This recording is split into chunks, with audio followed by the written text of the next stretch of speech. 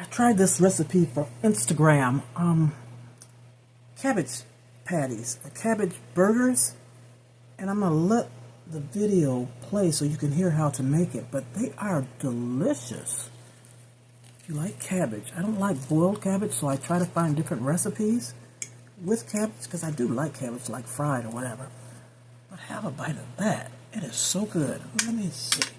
First, take 700 grams of cabbage, cut it in half, and remove the core from one half. Chop the cabbage into small pieces and put them in a saucepan.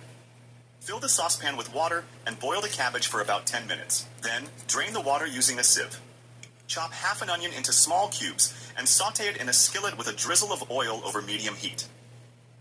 Add 3 crushed garlic cloves to the skillet. Next, squeeze the boiled cabbage with your hands to remove all the water.